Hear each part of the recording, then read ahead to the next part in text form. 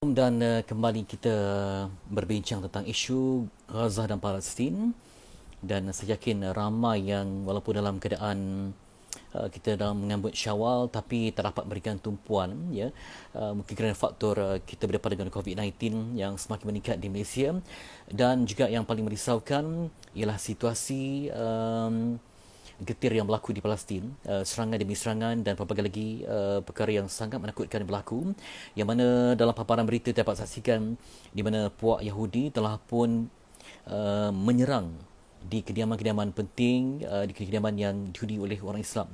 Dan mungkin ramai yang tidak mengetahui kalau kita melihat kepada komposisi penduduk di Israel itu, yang mana untuk memudahkan pemahaman lah, kalau esok 14 Mei ialah hari sambutan ulang tahun pembentukan negara haram Israel, ya.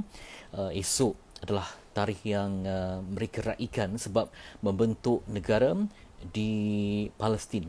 Mereka masuk ke Palestin dan merampas tanah berkenaan dengan pelbagai tipu daya, helah dengan perjanjian yang berat sebelah. Maka esok 14 Mei ialah hari pembentukan negara haram Israel yang perlu kita ambil tahu. Dan mungkin dia tertanya, adakah orang Islam di Israel? Sebab sejarahnya panjang, jadi untuk memudahkan pemahaman anda, saya berikan contoh yang mudah. Okey, sebagai contoh, katakanlah Siam menyerang Tanah Melayu contohnya. Jadi bila Siam menyerang Tanah Melayu, dia ambil Kedah, Pulau Pinang dan Perlis contoh, ya. Jadi orang di Kedah, Perlis, Pulau Pinang ni diberi pilihan sama ada nak lari keluar ke Palestin ataupun kekal di situ. Tapi kalau kekal di situ akan dapat kerajaan Israel.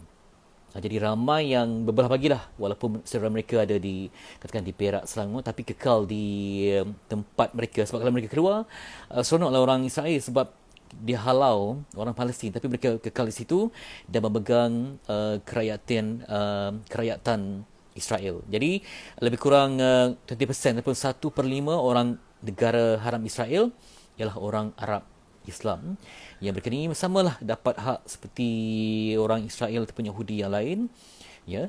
Itu gambarannya. Jadi di sini memang ada masjid, ada ekonomi orang Islam, ada pemimpin yang menang melalui pilihan raya, dan mereka yalah, walaupun masuk ke parlimen tapi tak menang lah sebab jumlah mereka sangat kecil, hanya 1/5 saja. Dan perhatikan hari ini memang tular video yang menyaksikan orang Islam, ya, diserang sampai yang hancur muka pun ada, disebabkan kebangkitan ni berlaku gelombang yang sangat menakutkan ketika kita di Ramadan dengan tenang, dan mereka menyambut Syawal, tapi Syawal tak Syawal pun, ya, sebab tak dapat meraihkan. Setiap mereka ini tidur dalam keadaan yang separuh saja. Tak ada mimpi apa melainkan sebab semuanya berdepan dengan gegaran, dan kemungkinan juga mungkin boleh dibunuh oleh orang Yahudi. Israel kini kucar kacir. Okay. Jadi saya teringat ada satu pepatah Arab yang menyebut bahawa kalau kita nak makan dengan Yahudi, sebab mereka ni ada yang ahli kitab, ya. Jadi mereka ni bila ahli kitab kita boleh makan sembelihan tu, contohnya lah, tapi jangan tidur dengan Yahudi kalau kita bersahabat dengan mereka, sebab bimbang dibunuh. Tapi kalau nak makan dengan Yahudi tapi tidur dengan Yahudi, kalau nak makan jangan dengan Nasrani, sebab mereka kan tak ada sembelihan tapi boleh tidur dengan Nasrani. Lebih kurang begitulah dia punya peribahasa. Okey, dan saya masih lagi menantikan hari ini, insyaAllah, dan ramai yang memaklumkan bahawa dia Ayash 250 trending di Twitter.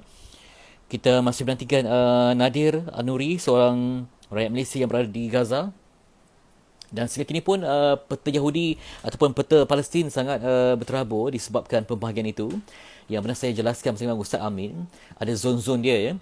Dan ketika saya masuk ke zon Palestin, Israel letak signboard besar-besar alam, ini kawasan bahaya. Jadi orang Israel tak boleh masuk ke kawasan yang orang Islam besar. Tak ada apa pun, sangat tenang, sangat damai di kawasan orang Islam di Palestin. Tapi Israel letak signboard, ini zon bahaya. Dia punya gambaran macam ni lah, ya. Kalau di kawasan yang orang Israel duduk, kawasan dia sangat-sangat prestige, sangat-sangat high class, tentera sangat sini. Dan itu juga membuktikan bahawa orang Yahudi ni satu bangsa yang Ustaz Amin kata sangat penuh dengan kurafat. Mereka ni takut kepada batu-batu, sebab bila baling batu tekan kepala tu memang sial lah ya. Jadi mereka juga takut kepada orang Palestin, takut ancaman. Kalau flight mereka pun dipenuhi dengan anti letupan, jadi serba-serbi dalam keadaan ketakutan. Walaupun mereka diberikan Allah kelebihan sebagai negara yang hebat, tetapi diuji dengan rasa takut memanjang-manjang. Okey. Okey, kita sekejap. Okey. Okey, siap. Saya masih menantikan kehadiran saya cuba mendapatkan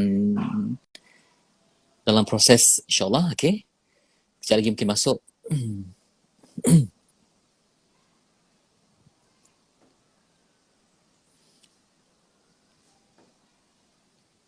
Okey, tadi kita dapat mendengar ucapan yang disampaikan oleh Abu Ubaidah, dan kita menyalahkan bakal intipati di sebalik ucapan yang disampaikan. Okey.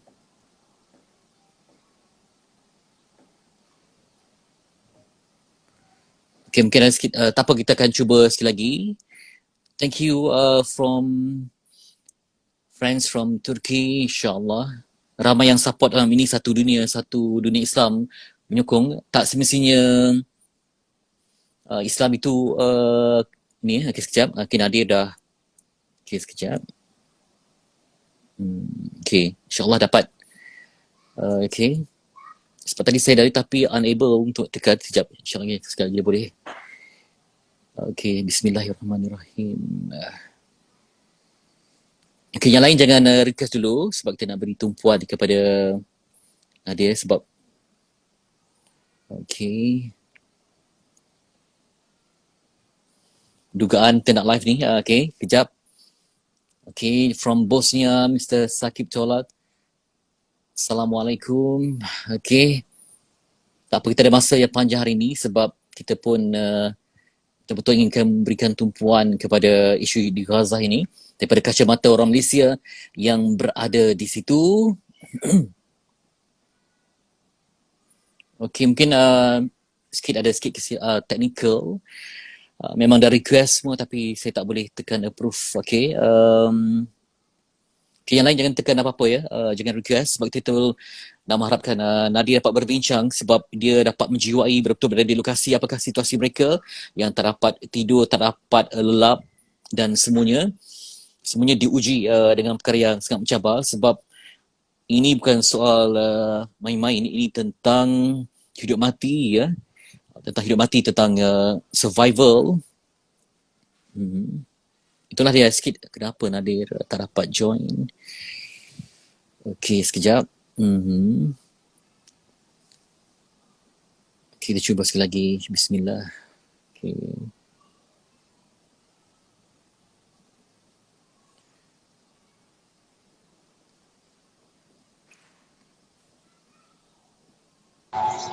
Okey, dapat. Alhamdulillah. Assalamualaikum sahabat. Ya. Assalamualaikum. Khabar Abang Fitri? Lega saya dapat berhubung dengan awak ni sebab kita pun dalam debaran. Okey, saya sebab pula tengok awak di situ. Okey, jadi macam mana situasi sekarang ni, jam berapa di sana? Petang. Sekarang Abang Fitri di Gaza jam 4.40 petang. Okey, jadi macam mana situasi terkini ya? Gambaran kehidupan masyarakat, rakyat Gaza Palestin, macam mana situasinya? Silakan. Okey, pertama sekali terima kasih kepada Abang Fitri yang sudi bawa kita bercerita daripada bumi Gaza ketika ini. Okey. Dan mungkin sebelum kita cerita tentang apa yang sedang mereka lalui dalam suasana perang, mungkin satu benda yang kita kena faham sebagai orang Malaysia ialah sebenarnya penduduk Gaza ni dia hidup seperti kita. Dia duduk di Gaza dan dia menjalani kehidupan seperti biasa. Siang dia akan pergi ke sekolah dan dia akan pergi ke tempat kerja mereka. Termasuklah para mujahidin sekalipun sebenarnya dia menjalani kehidupan seperti biasa. Sampailah waktu malam bila mana mereka ada tugasan ribat dan sebagainya, barulah mereka akan keluar. Jadi itu satu kefahaman yang saya rasa orang Malaysia kena tahu. Sebabnya orang Malaysia ada membayangkan Gaza ini sentiasa berada di dalam peperangan, sentiasa kena serang dan sebagainya. Dan bila kita fikir begitu, maka kita bayangkan bahawa orang Gaza dia tidak ada life, dia tidak ada kehidupan. Sedangkan hakikatnya orang Gaza ni sebagaimana kita hidup, mereka juga perlu hidup. Mereka perlu ada ruang untuk pendidikan, mereka perlu ada peluang untuk bekerja dan sebagainya. Bukannya hidupnya 100% orang kata jihad dalam bentuk peperangan semata-mata. Yeah. Tetapi bila mana berlaku situasi seperti ini, bila mana berlaku serangan, kadang-kadang dia boleh mencetuskan peperangan. Dan kadang-kadang dia kekal sebagai serangan. Ini pun satu benda juga yang kita suka untuk orang Malaysia faham. Selalu kita tengok hashtag kadang-kadang Gaza under attack dan sebagainya. Tak semestinya serangan itu dia akan jadi peperangan. Kadang-kadang dia hanyalah serangan yang kecil sahaja yang melibatkan markas operasi satu atau dua sahaja. Provokasi sahaja. Dan bila mana mujahidin tidak membalas, contohnya, maka dia tidak akan jadi perang. Tapi saya selalu sebutkan, sebenarnya di Gaza ni dia ada beberapa petanda lah, yang kalau petanda ini dilangkaui, maka Gaza dia akan masuk ke dalam peperangan. Daripada serang dia akan jadi perang. Dan antara petandanya, dia dah start bunyi bom semula. Sebenarnya sejak pagi kita agak aman kat sini. Tapi tu nampaknya dengan semangat Abang Fitri tu, dia datang semua bom. Jadi sebab dia dalam keadaan apa dia akan jadi peperangan bila mana contohnya berlaku pembunuhan, assassination pemimpin utama di dalam parti ataupun di dalam sayap tentera Hamas ataupun Islami dan sebagainya. Yang seterusnya bila mana ada pengeboman ke atas kawasan-kawasan perumahan yang melibatkan kematian syuhada dalam angka yang ramai. Begitu juga bila mana ada ancaman-ancaman yang berterusan daripada Brigade Izzuddin Al-Qassam, contohnya ke atas Israel, maka itu akan menyebabkan peperangan akan berpanjangan ataupun serangan dia akan bertukar menjadi peperangan. Dan buat masa ini untuk this round of escalations, benda itu sudah pun berlaku. Ketiga-tiganya telah pun berlaku, maka kita jangkakan sebenarnya perang mungkin akan berterusan untuk beberapa hari lagi sekurang-kurangnya. Dan sebagaimana yang kita lihat, kedua-dua pihak sebenarnya menolak untuk gencatan senjata ketika ini. Maka keadaan kita Alhamdulillah masih lagi ada serangan, masih lagi ada pengeboman, dan satu kejutan yang dibuat oleh Komander Brigade Al-Qassam juga mungkin kita boleh ceritakan sekejap lagi, juga adalah satu petanda bahawa dalam masa yang terdekat ini kita tidak akan sampai kepada solusi gencatan senjata. Baik, sebelum Nadim memberikan perincian tentang persenjataan perkara yang besar, saya ingin tanya sebab menyambut Syawal, ya, terutama kita nak di hujung Ramadan pun kita nak beribadah kan, tapi diuji dengan perkara yang sebegini. Jadi ada juga yang risau, ramai yang risau, apakah sumber kehidupan ini dapat seandainya dikepung dan tidak dibuka pintu-pintu untuk saluran bantuan kemanusiaan, bantuan makanan. Jadi macam mana untuk survival? Apakah ada takut nanti mereka ni kekurangan bekalan makanan ataupun bantuan-bantuan yang lain, dan juga di mana mereka ni berlindung, sebab kita pun sedia arif Gaza ni tidak sebesar mana.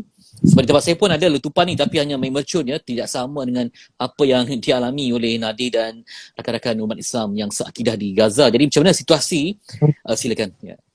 Okey, ini juga saya rasa salah satu salah faham daripada penduduk Malaysia. Dia membayangkan bila mana bantuan nak disampaikan ke bumi Gaza, contohnya kita kena hantar trak-trak makanan, kita kena hantar trak-trak pakaian untuk masuk ke dalam bumi Gaza. Sedangkan hakikatnya kita tahu bahawa Gaza ini terkepung. Dari segi lautannya terkepung oleh kapal-kapal perang milik Zionis, dari segi daratannya terkepung oleh sempadan yang ditutup, sempadannya sama ada dengan Israel sebelah utara ataupun di bawah sebelah Rafah dengan Mesir, dan begitu juga di peringkat sempadannya dengan Israel juga tidak membenarkan pergerakan keluar dan masuk. Tetapi kita perlu faham bahawa musuh yang kita sedang depani ini, musuh Zionis Israel ini adalah musuh yang sangat bijak. Dia tidak akan sebenarnya mencetuskan apa-apa krisis yang boleh menyebabkan dia sendiri terjerumus ke dalam masalah, khususnya dengan masyarakat antarabangsa. Jadi sebenarnya di dalam bumi Gaza ni, kita tidak ada masalah makanan, kita tidak ada masalah pakaian, kita tidak ada masalah untuk mendapatkan apa-apa sumber. Tetapi masalahnya apa? Masalahnya ialah kita tidak ada kuasa membeli. Kita tidak mampu untuk mendapatkan makanan tersebut dengan sebab ekonomi yang dihimpit, dengan sebab gaji yang tidak dibayar oleh kerajaan ataupun sama ada di Ramallah ataupun mereka yang bertugas di bawah kerajaan Hamas. Jadi itu masalah kita yang paling utama.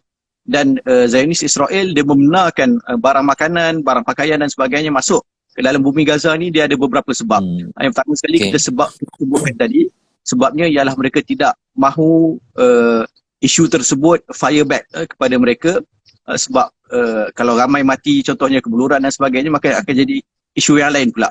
Dia tak jadi isu mempertahankan Israel, dia akan jadi isu kemanusiaan, isu kezaliman ke atas mereka yang telah dijajah dan sebagainya.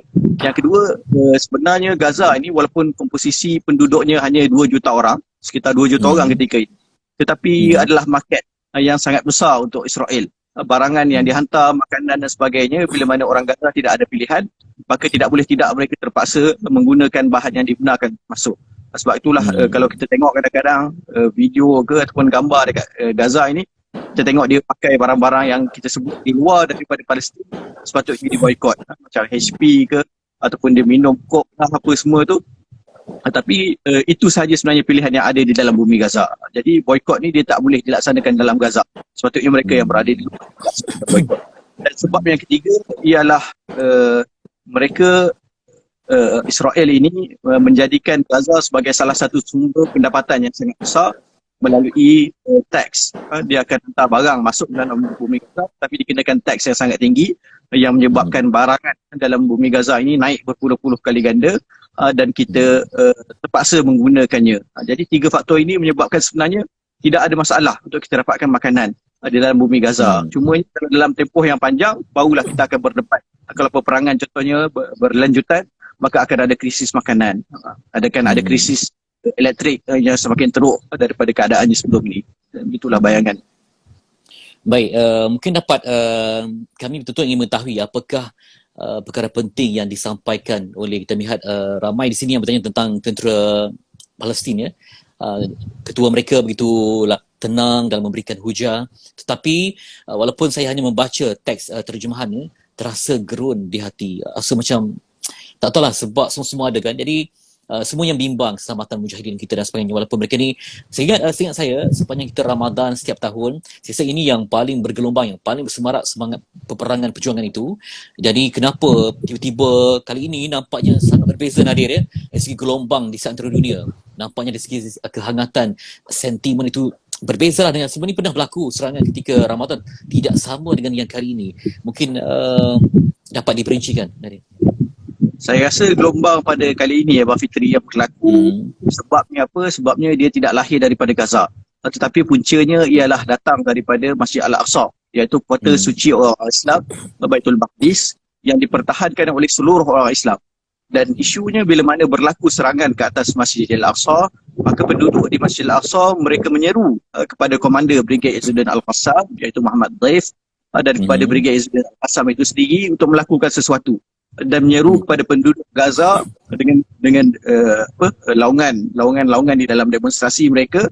Antaranya mereka sebutkan mensyan Allah ya Gaza ya Allah, disebutkan demi Allah wahai Gaza, bergeraklah, lakukanlah sesuatu. Dan sahutan itu ataupun panggilan itu disambut oleh orang-orang di Gaza. Mereka keluar melakukan demonstrasi, mereka keluar ke jalan raya, walaupun sebenarnya mereka tidak terkesan pun dengan apa yang sedang berlaku di Al-Aqsa. Dan kita tahu di Gaza ini tidak ada orang Palestin, tidak ada orang Israel pun, tidak ada orang Yahudi pun di dalam bumi Gaza. Maksudnya mereka tidak boleh bertembung secara direct dengan penduduk Israel ataupun tentera Israel, tetapi mereka menunjukkan solidariti dan sokongan mereka. Dan akhirnya kata akhir yang diberikan oleh Brigade Izzuddin Al-Qassam pada hari Isnin yang lepas disebutkan, kalau engkau wahai Yahudi tidak keluar daripada kawasan Masjid Al-Aqsa ini, maka kami akan mula mencabut.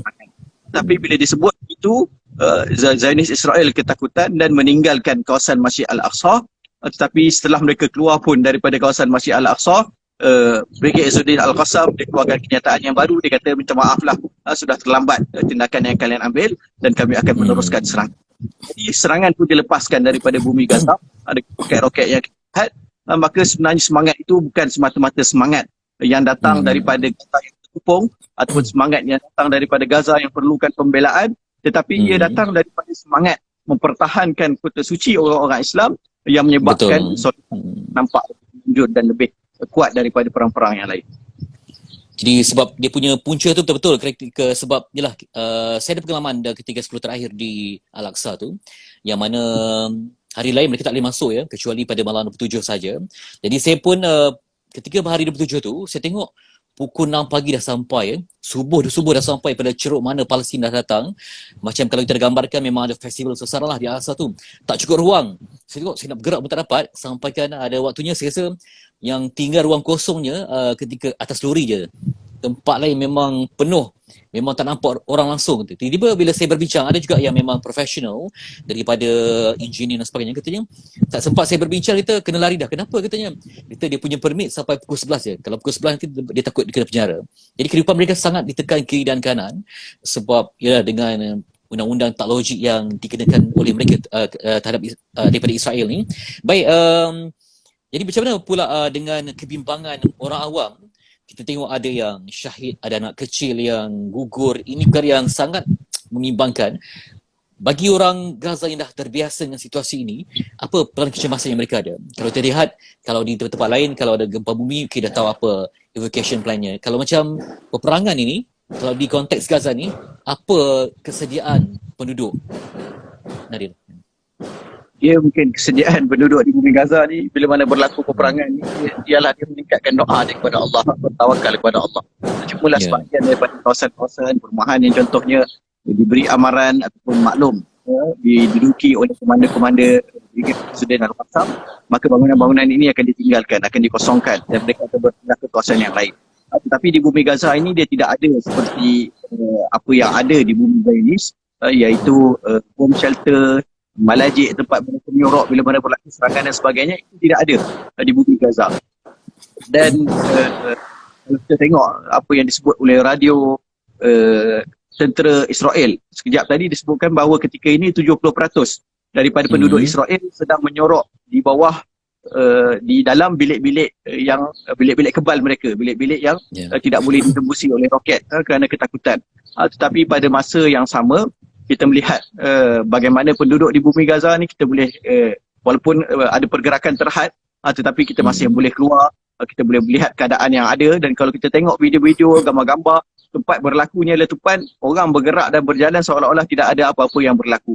Maka itu saya rasa mungkin juga satu kesilapan atau kelemahan di peringkat orang Gaza ini bila mana dia keluar ke tempat yang bahaya. Tetapi di sisi yang lain dia menunjukkan bahawa orang Gaza ini sudah lari dan dia tidak takut dengan apa-apa saja ancaman yang mungkin dibangkitkan oleh penjajah, oleh Zionis.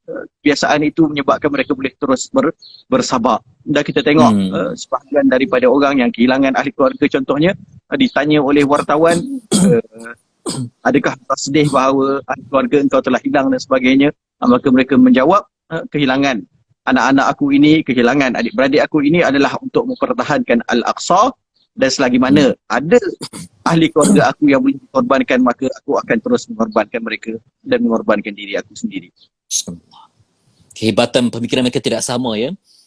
Sama yang pernah saya kongsikan sebelum ini ketika ke sana. Katanya pak saudara dah terkorban, anak dah terkorban, tapi kenapa masih lagi tak serik ya, masih lagi melahirkan anak. Katanya setiap anak yang aku lahirkan ini aku wakafkan untuk berjuang demi Al-Aqsa. Jadi hidup mereka tu memang paksinya memang jelas untuk akhirat. Baik, mungkin dari segi persenjataan kan, sebab yalah kita pun sekarang ni nampak perangan zaman sekarang ni dah berbeza ya. Ada pejuang-pejuang di laman sosial, pejuang-pejuang yang di alam yang berbeza, membangkitkan kesedaran yang sangat berbeza. Jadi macam mana saya rasa ini juga mampu untuk mengubah persepsi antarabangsa, sebab terutama dalam kalangan negara-negara yang sebenarnya tak dapat maklumat yang tepat ya, sebab dimonopoli oleh media barat. Mereka ni kalau merujuk pada BBC, CNN, semuanya menyebut militan Gaza, menyebut sebagai teroris kan, tapi kali ini nampaknya kita berlawan. Dunia Islam cuba memberikan penjelasan yang terbaik, membetulkan persepsi terhadap apa yang berlaku ketika ini.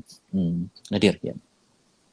Okey, saya sebenarnya berbangga bila saya tengok, cuma saya buka laman-laman seperti laman Israeli Defense Forces, IDF, kita tengok orang Melayu duk masuk mak engkau hijau lah, shame on Israel dan sebagainya, macam-macam hashtag yang digunakan untuk menyerang laman-laman ini. Dan kita rasa ia sesuatu yang membanggakan bila sekurang-kurangnya golongan ini yang mungkin sebelum daripada ini tak pernah ikut pun isu Palestin ataupun tak pernah tengok pun apa yang berlaku ataupun jarang-jarang terlibat tetapi pada hari ini dengan suasana media sosial yang begitu terbuka, mampu untuk bersama-sama memberikan sesuatu dalam keadaan biasa mereka tak melakukan benda yang sama. Ataupun mungkin dia tak boleh nak bagi duit, dia tak boleh nak bagi tenaga, dia tak boleh nak mengajak orang lain dan sebagainya, tetapi sekurang-kurangnya mereka ini boleh bersuara di media sosial. Jadi untuk mereka itu satu kebaikan, dan untuk kita juga pasti dia ia satu kebaikan bila ia meningkatkan kesedaran terhadap apa yang berlaku. Cumanya mungkin tambahan kepada apa yang dibuat ini, saya sebutkan semalam juga, bila mana kita membawang ini, sebaik-baiknya kita tahu cara untuk potong bawang tersebut. Kita tahu cara untuk memasak bawang tersebut. Macam mana nak gunakan betul-betul bawang itu untuk memberikan kesan. Maksudnya apa? Maksudnya mereka yang nak membawang ni kena membawang pada masa hadapan. Dia kena maju sikit, selangkah ke hadapan. Nak membawang kena ada jawapan kepada isu, kena tahu apa faktanya.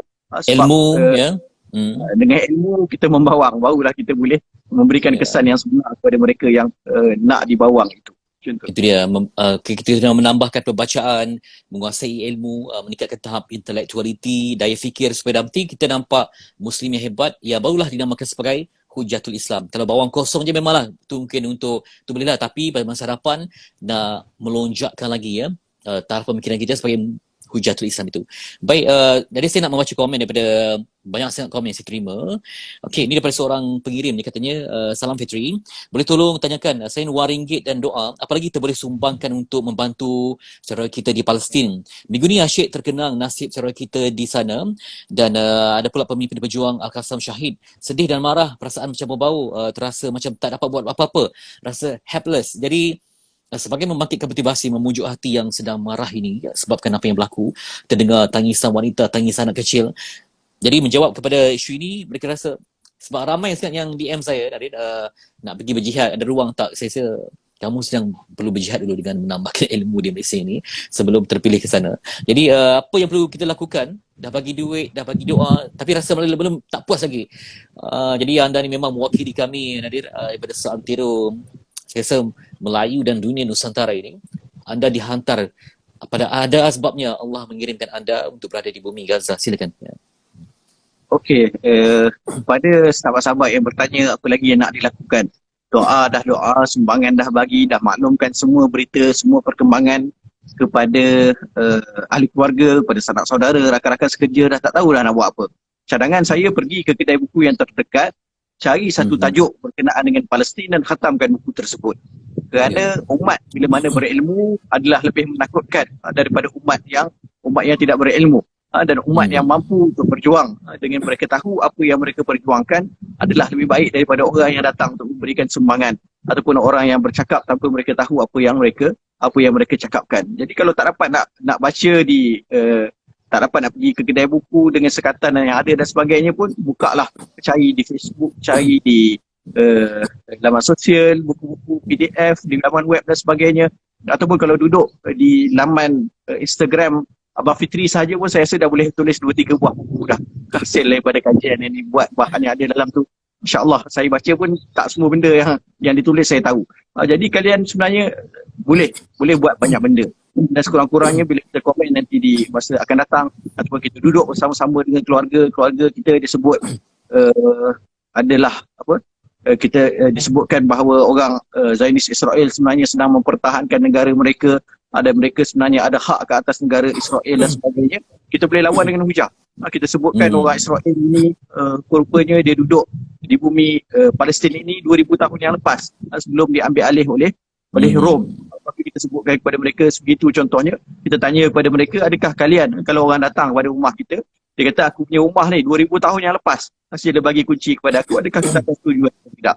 Jadi bila mana kita ada ilmu, insya-Allah kita boleh membawa hujah dengan lebih baik. Dan yang kedua, bila mana kita ada ilmu, barulah perjuangan itu akan kekal dalam diri kita. Kita baca, barulah kita tahu apa yang mereka buat, kita tahu macam mana nak lawan.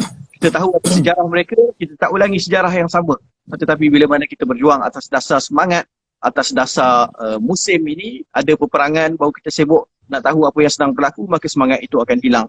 Dalam tempoh 2-3 hari, kalau siap peperangan, habis peperangan ini, maka kita pun akan mula ke dalam dunia kita. Jadi itu saya rasa satu elemen yang sangat penting. Kita kena berjuang dengan ilmu, sebab itulah sebenarnya yang dilakukan oleh musuh kita. Mereka berjuang dengan menggunakan ilmu yang sangat-sangat kemas, sangat-sangat bijak dan teratur dalam perancangan mereka.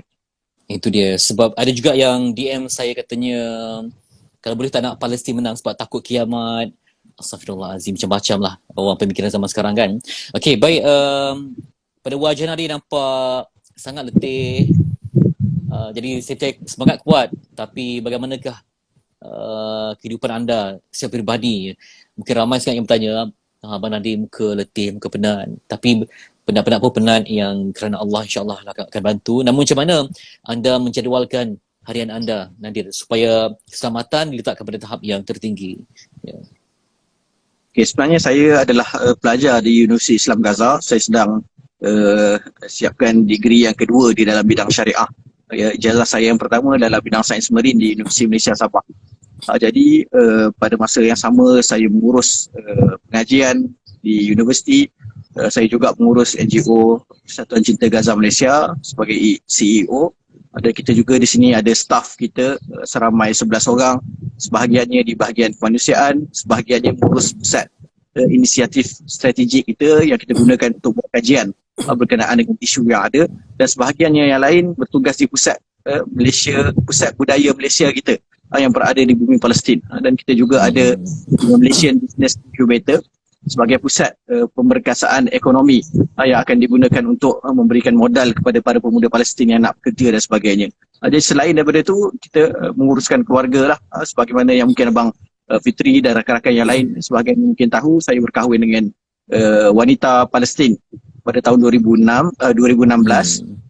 dan wanita tersebut dia adalah seorang balu syahid kepada seorang komander Brigade Izzuddin Al-Qassam. Bersama-sama dengan balu syahid ini dia ada 5 orang anak.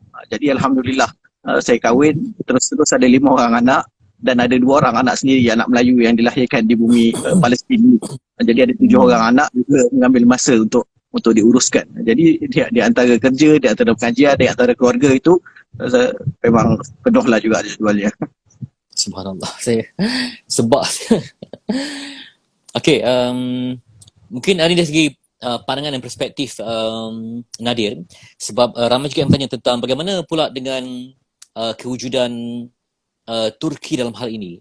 Di mana dapat menginginkan peranan sebagai mungkin pihak yang dapat menetralkan keadaan, sebab kita pun sedia arif tentang kewujudan Turki ini yang sangat penting dalam dunia serantau. Adakah juga diperkatakan, disebut-sebut sebagai yang terkuasa yang diharapkan memberi sesuatu kepada konflik yang berlaku ini?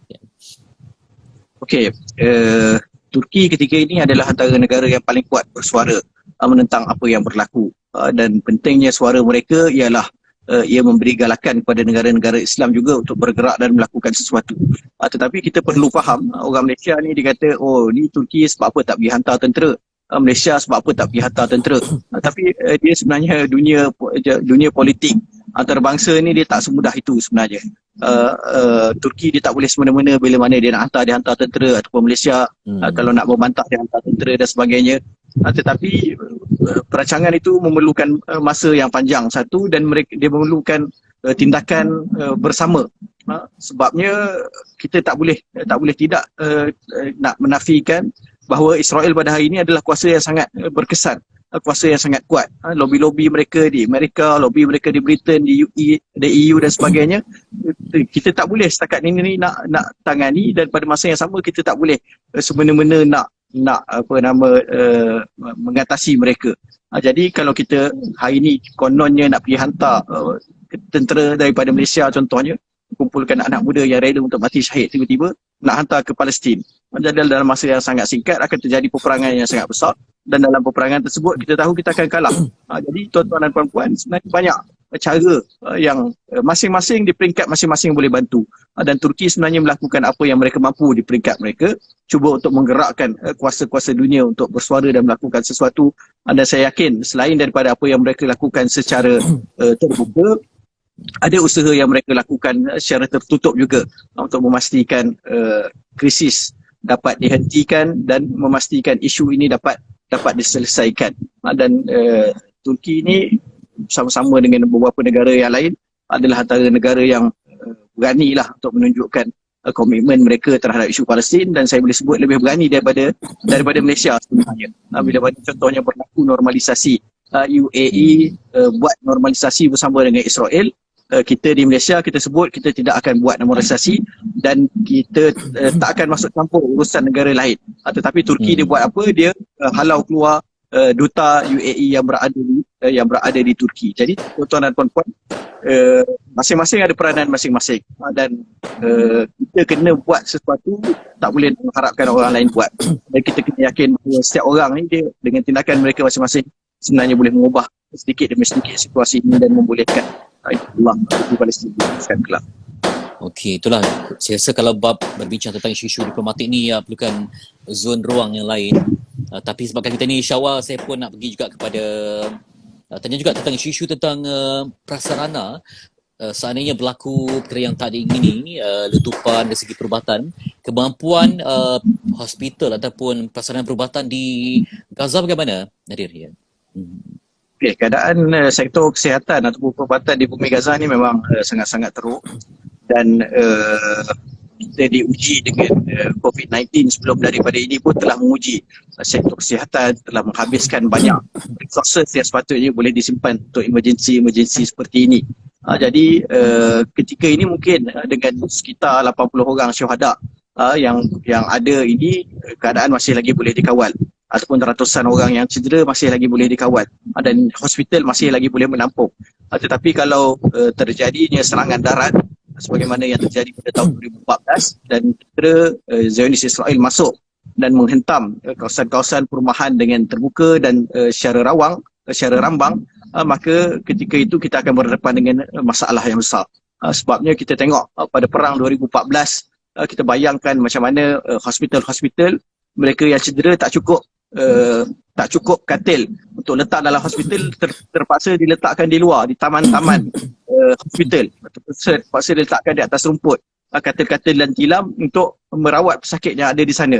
Dan lebih teruk lagi kalau kita ingat peristiwa yang berlaku yang dipanggil sebagai Black Friday pada tahun 2014 itu, serangan yang begitu besar berlaku sehingga kan kanak-kanak yang telah meninggal dunia terpaksa diletakkan di dalam peti-peti aiskrim untuk pastikan mayat tidak reput dan tidak rosak. Jadi situasi sangat-sangat buruk, dan kita harapkan kita tak sampai ke tahap apa yang telah berlaku pada tahun-tahun yang lepas.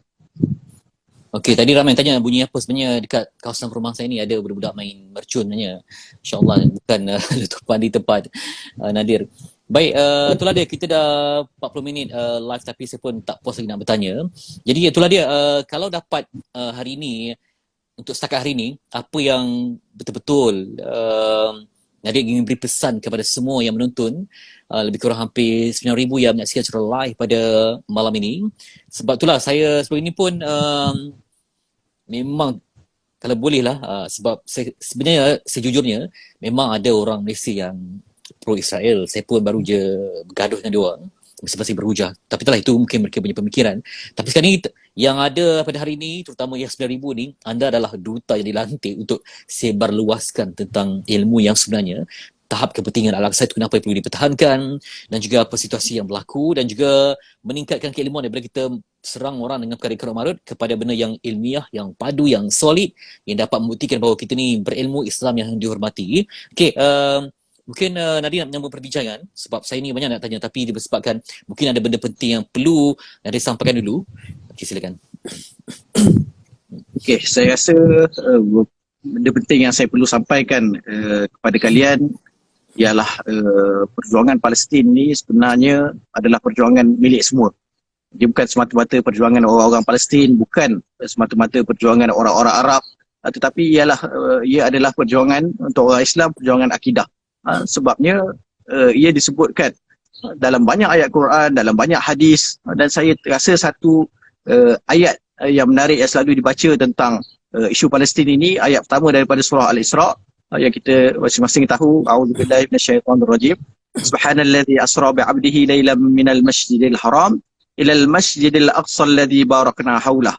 Ayat ini kita tahu maknanya, kita biasa baca terjemahannya, Maha Suci Allah yang telah memperjalankan hamba-Nya daripada Masjidil Haram menuju ke Masjidil Aqsa yang diberkati sekelilingnya. Ramai orang dia baca ayat ini, dia teringat peristiwa Isra dan Mi'raj. Dia teringat bagaimana Rasul SAW diperjalankan daripada Masjidil Haram menuju ke Masjidil Aqsa. Tapi kami duduk di bumi Palestin ini, para masyayikh menerangkan tafsir yang lebih mendalam berkenaan dengan ayat ini. Mereka menerangkan bahawa ayat ini bukan semata-mata menerangkan tentang perjalanan tempat untuk Rasulullah, tetapi ia adalah perjalanan untuk masa. Apa maksudnya?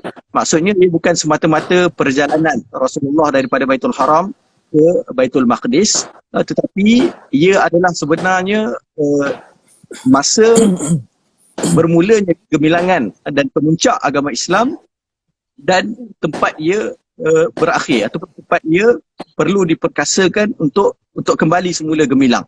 Maksudnya Islam itu telah ditegakkan oleh Rasulullah di Mekah, telah dibangunkan, telah menjadi agama yang cukup kuat, sehingga kan hari ini kita tengok antara agama yang paling utama di dunia. Dan Islam itu kalau nak kembali cemerlang, kalau nak kembali dalam keadaan yang baik, maka apa yang perlu berlaku ialah perjuangan orang-orang Islam kena difokuskan di Masjidil Aqsa, sebab Rasulullah mulakan di Masjidil Haram, pengakhiran dia ialah di Masjidil Aqsa. Jadi Masjidil Aqsa ini sebenarnya ialah kiblat kesepaduan orang-orang Islam. Ia adalah kiblat perjuangan orang-orang Islam.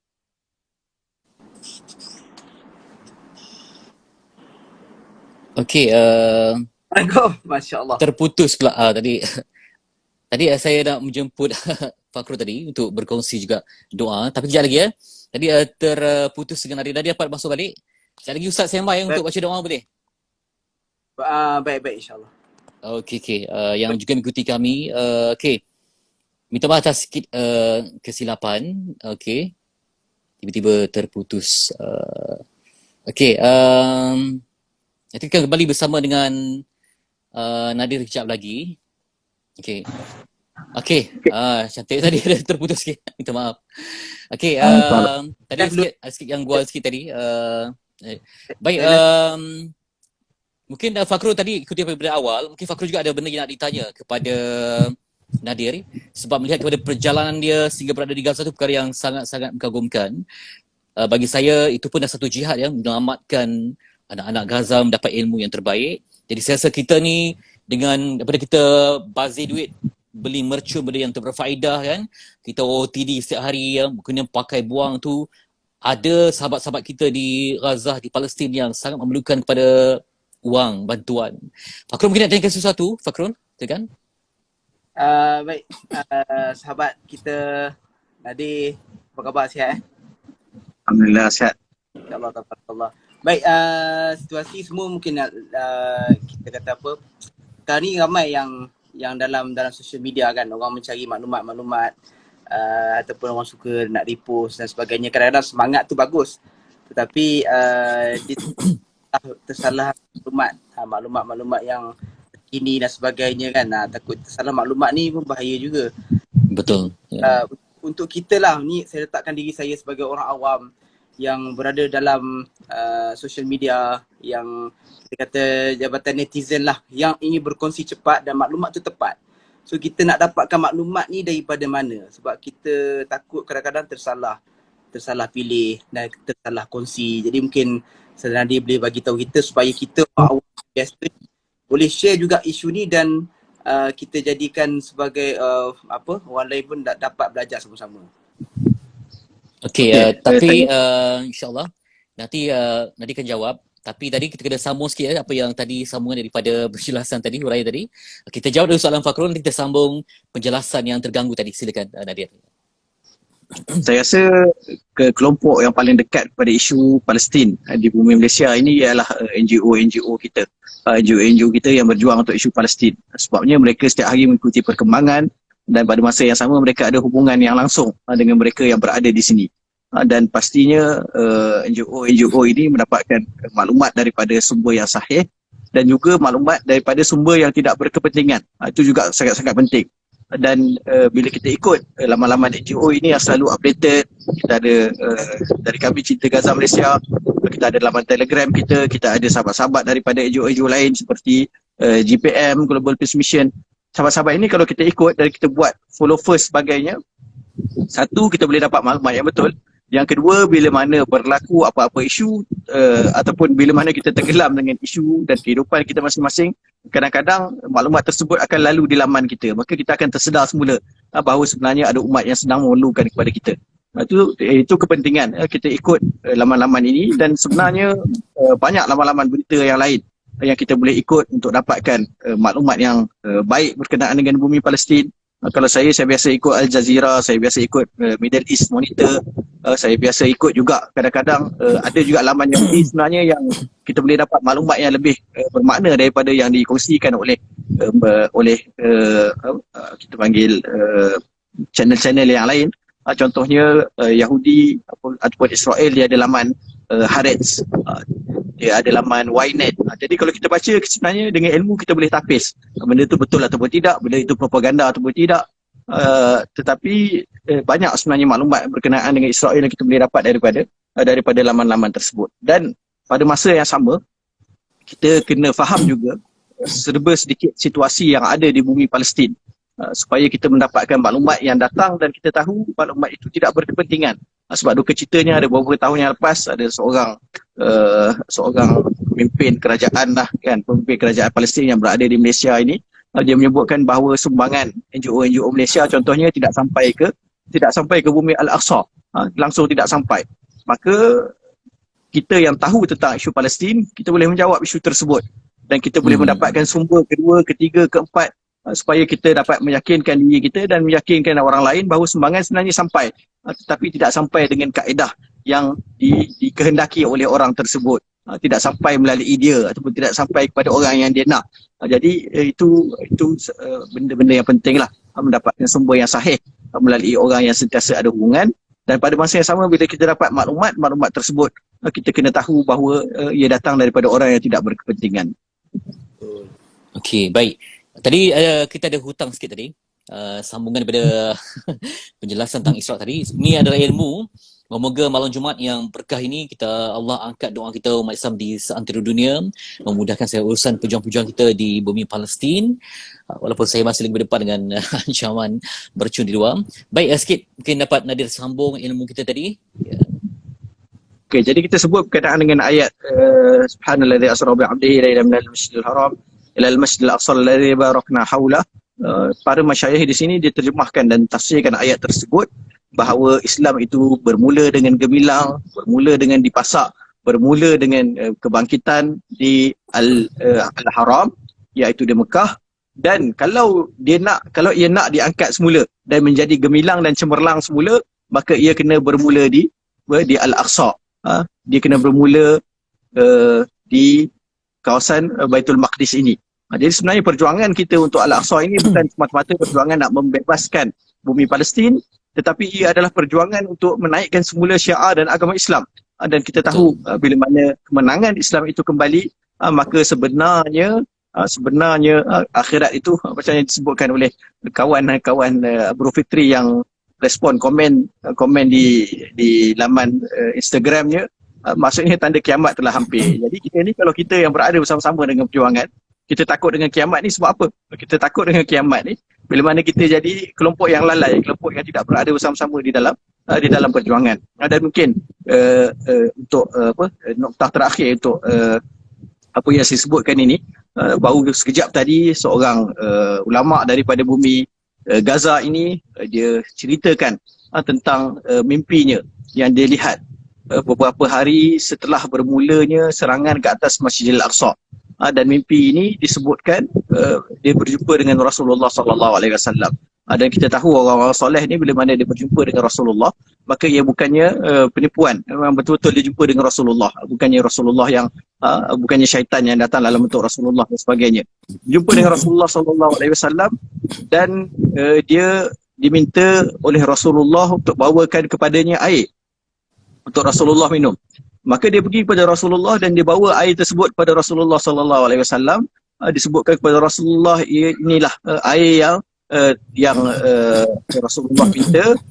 Dan Rasulullah melihat di belakang pemuda tersebut ada satu kumpulan manusia yang sangat-sangat ramai sedang berkumpul untuk berjumpa dengan Rasulullah sallallahu alaihi wasallam. Lalu ditanyakan kepada ulama tersebut, sebab apa mereka ini datang untuk mereka ini sedang berkumpul. Ulama itu dijawab, mereka ini semua datang wahai Rasulullah sallallahu alaihi wasallam untuk berjumpa dengan engkau, untuk berjumpa dengan baginda. Maka apa jawab Rasulullah? Rasulullah dia kata, apa keperluan kalian datang untuk berjumpa dengan aku? Ni sekitar ni terjemahan daripada bahasa Arab lah. Apa keperluan untuk kalian datang berjumpa dengan aku sedangkan aku sendiri sedang bersiap siaga untuk pergi menuju ke Masjid Al-Aqsa. Jadi dalam mimpi tersebut Rasulullah disebut, aku ni tengah siap nak pergi ke Masjid Al-Aqsa. Kau tak payah datang jumpa aku ramai-ramai, tapi tujulah ke Masjidil Aqsa, bantulah perjuangan di Masjid Al-Aqsa dan di Palestin.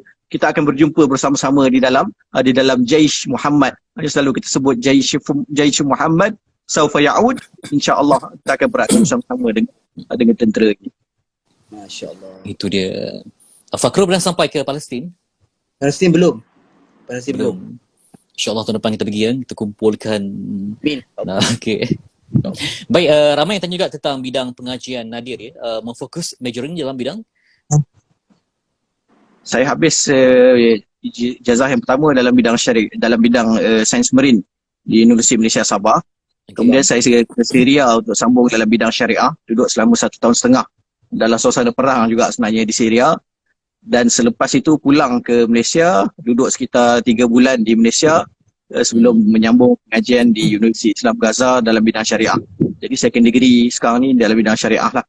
Tapi dulu sains marin ya? Sains marin. Wow, Lari. jauh dia. Jauh. Jauh lari bidang Tapi tak apa, sebab ketika saya membuat Jejak Rasul tu, orang Melayu ni dari zaman dulu lagi, zaman Melayu Melaka lagi, dah hebat dalam dunia maritimnya.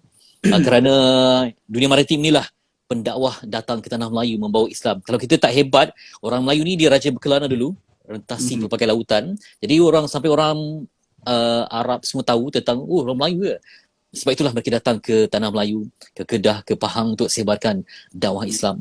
Baik, kita sebenarnya dah menghampiri sejam ni, takut nanti dia sampai sejam dia akan berhenti kan. Okey, sikit daripada ucapan daripada Nadir akan disudahi dengan doa daripada Ustaz Fakrul, insya-Allah. Silakan. Saya rasa terakhir sekali yang kita janjikan nak sebut tadi dan mungkin ramai yang tunggu apa yang sedang dijanjikan oleh Brigade Izzuddin Al-Qassam. Ada Brigade Izzuddin Al-Qassam ni sebab apa kita sebut tentang mereka? Sebabnya mereka ialah tunjang kepada perjuangan apa yang sedang berlaku di bumi Palestin ketika ini dengan dibantu oleh pastinya kumpulan-kumpulan mujahidin yang lain. Jadi Brigade Izzuddin Al-Qassam sebagaimana yang kita dah sebut awal tadi, hari Isnin mereka janjikan akan menukarkan Israel kepada Jahannam sekiranya tidak mengeluarkan dan menghentikan serangan di Masjid Al-Aqsa, dan itu telah pun dilakukan. Dan sebentar tadi keluar kenyataan daripada Abu Ubaidah, jurucakap pada Brigade Izzuddin Al-Qassam, dan beliau sebenarnya mengeluarkan kenyataan yang sebenarnya tidak menaikkan semangat orang di Gaza ataupun di Palestin. Disebut perkara yang biasa-biasa sahaja. Disebut berkenaan dengan roket yang mudah untuk dilepaskan sebagaimana kita minum air. Disebutkan benda-benda yang biasa, sedangkan orang Gaza ketika itu sedang menunggu kejutan. Dan jujurnya penduduk Gaza sedikit kecewa dengan ucapan daripada Abu Ubaidah. Tetapi tidak lama selepas itu tiba-tiba keluar berita tergempar bahawa Abu Ubaidah akan mengeluarkan kenyataan yang baru. Maka orang semua tertunggu-tunggu kenyataan yang baru tersebut, dan keluar Abu Ubaidah dengan rakaman suara. Dia menyebutkan bahawa dengan arahan daripada ketua komander Brigade Izzuddin Al-Qassam, iaitu Abu Khalid Muhammad Al-Taif, untuk mula Brigade Izzuddin Al-Qassam menggunakan roket A250 untuk membantai Israel di tanah haram Israel.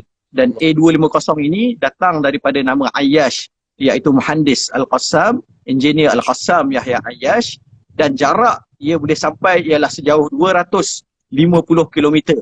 Dan roket Ayyash A250 yang pertama ini dilepaskan ketika itu di sebuah kawasan di kawasan paling selatan di bumi Palestin, yang jaraknya daripada Gaza 220 km. Maksudnya dia ada spare 30 km lagi dia boleh sampai. Dan bila mana pengumuman tersebut dibuat, maknanya perjuangan ataupun roket-roket mujahidin ini sudah boleh sampai ke mana-mana lokasi di dalam tanah haram Israel. Dan itu menyebabkan ketakutan orang-orang Israel daripada roket-roket ini. Jadi sebenarnya perjuangan kita ada masa depan yang cerah. Perjuangan kita dengan keikhlasan pemuda-pemuda seperti pemuda Al-Qassam dan pejuang-pejuang yang lain, termasuklah kalian yang berada di Malaysia yang bersungguh-sungguh membantu isu Palestin ini, kita ada masa depan yang cerah. Dan mereka yang tak mahu bersama-sama dengan perjuangan ini, mereka sebenarnya yang rugi. Sebab kita selalu sebut Palestin dia tidak memerlukan kepada kita, tetapi kita yang memerlukan kepada Palestin sebagai salah satu jalan perjuangan kita untuk kita sampai ke akhirat dan kekal di dalam syurga, insya-Allah. InsyaAllah. Saya terasa termotivasi tiba-tiba untuk menjadi tetap pandai tapi cuba untuk memandaikan anak bangsa dengan ilmu, insyaAllah. Baik, sebagai kesudahannya, Fakrul doa, kita doakan bersama malam Jumaat yang berkah, semoga Allah turunkan sakinah, rahmat dan bantuan untuk kita semua. Silakan. InsyaAllah. Saya tadi tengok post Ayash tu, mudah-mudahan saya ambil semangat tu, mudah-mudahan Allah Ta'ala hantarkan peluru-peluru senjata kita, doa Silahul Mu'min sebagai bantuan kepada mereka. بسر الفاتحة. أعوذ بالله من الشيطان الرجيم. بسم الله الرحمن الرحيم. الحمد لله رب العالمين الرحمن الرحيم مالك يوم الدين إياك نعبد وإياك نستعين اهدنا الصراط المستقيم صراط الذين أنعمت عليهم غير المغضوب عليهم ولا الضالين آمين. بسم الله الرحمن الرحيم الحمد لله رب العالمين والصلاة والسلام على رسول الأمين وعلى آله وصحبه أجمعين. اللهم اغفر لنا ذنوبنا ولوالدينا وارحمهم كما ربونا صغارا ولجميع المسلمين والمسلمات والمؤمنين والمؤمنات برحمتك يا أرحم الراحمين. اللهم إنا نسألك رضاك والجنة ونعوذ بك من سخطك والنار. اللهم إنا نجعلك في نحور أعدائنا ونعوذ بك من شرورهم. اللهم بدد شملهم وفرق جمعهم وشتت كلمتهم وزلزل أقدامهم وسلط عليهم كلبا من كلابك يا قهار يا جبار يا منتقم يا الله. اللهم يا منزل الكتاب ويا مجري السحاب ويا هازم الأحزاب اهزمهم وانصرنا عليهم اهزمهم وانصرنا عليهم اهزمهم وانصرنا عليهم. اللهم انصر إخواننا المجاهدين والمستضعفين في فلسطين. اللهم انصر إخواننا المجاهدين في فلسطين. اللهم انصر إخواننا المسلمين في فلسطين وفي سوريا وفي كل مكان وزمان وأهلك الكفار والمشركين أعداءك أعداء الدين. اللهم أرنا الحق حقا وارزقنا اتباعه وأرنا الباطل باطلا وارزقنا اجتنابه. اللهم تقبل منا دعاءنا. اللهم استجب اللهم دعاءنا وحقق فيك رجاءنا. وصلى الله على سيدنا محمد وعلى آله وصحبه وبارك وسلم والحمد لله رب العالمين. تقبل الله منكم منا ومنكم تقبل يا كريم. Terima kasih sahabat sekalian, sedap menangis. Ini perjuangan untuk semua yang kita sama doakan. InsyaAllah kita akan jumpa lagi di sesi live yang lain untuk kebaikan kita bersama. Terima kasih Tun Nadia jaga diri. Semoga Allah berkati perjuangan semua. Terima kasih Fakrul sudah luangkan waktu. Kita jumpa lagi. Assalamualaikum. Waalaikumsalam. Takbir. Allahu Akbar. Allah.